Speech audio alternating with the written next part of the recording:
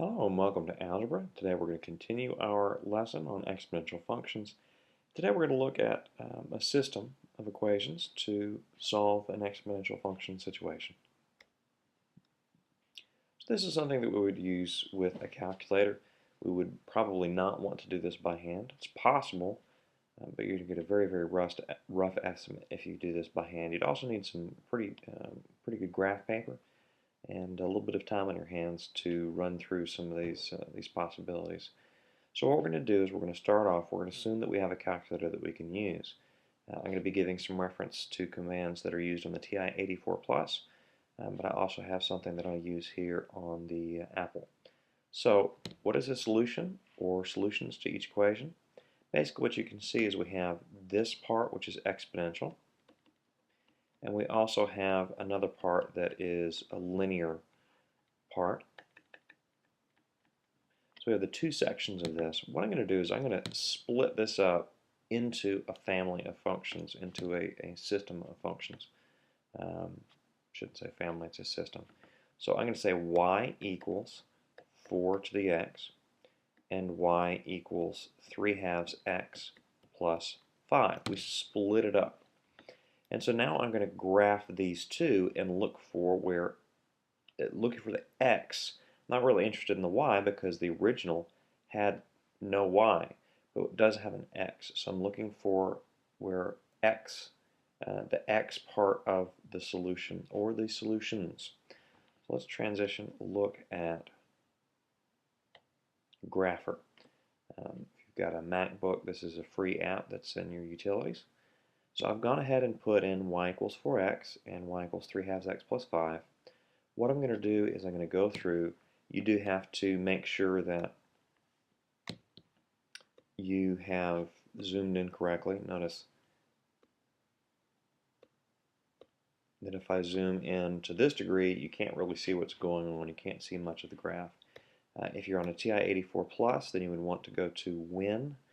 And at this point, -5 to 5 for x min and x max, +5 to -5 on y min and y max wouldn't cut it. So -10 to 10. In fact, if you look at this, probably the easiest thing would be your x min as -5, your x max as +5, the y max to be +10, and your y min to be -5. And so those together would work as your window. And so you would just see this on the calculator when you go to graph it. And what I want to do right now is we're going to go to, if you're on your TI-84 Plus, you're going to go to Calc. And it's on that blue row, top row of the button. So you're going to do blue and then hit Calc. And it's going to come up and we're going to try to find the intersection. So first I'm going to pull up and say find intersection. Now this one already has what it believes to be the intersection. So I'm going to pull up, if you're on your TI-84, first you're going to go to the left, put that point in, just hit enter somewhere to the left, then it'll say to the right, so scroll, hit the right button, go to the right, hit enter, and then it says guess, and so go as close as you can to that intersection, hit enter again. Now you notice that we're going to have 2 intersection points. So there should be 2 solutions to this because we have a curve and we have a linear equation. And so we're going to have 2 different intersections to this. There'll be 2 solutions. Now remember our original didn't have a y, so we're just looking for the x. So in this point, we have 1 and we'll say 42 hundredths and 7 and 12 hundredths for the y.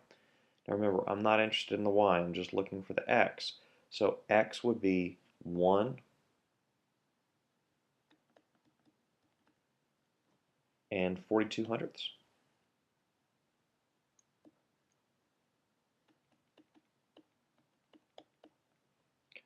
Or, we also have a point over here, we're going to put in, I think that this is going to be somewhere around -1, 2, 3. So I'm going to say negative 3. And again, I'm not interested in the y. I'm looking for only the x. So let's round to the nearest hundredth. And negative 3 and 33 hundredths. So x equals 1 and 42 hundredths, or x equals negative 3 and 33 hundredths. And so those are the two solutions. Those are the points where they intersect. And that's how we would look at a problem like this one. We break it up into a system and then use a calculator, preferably. You could do it by hand, but it might take you a little while.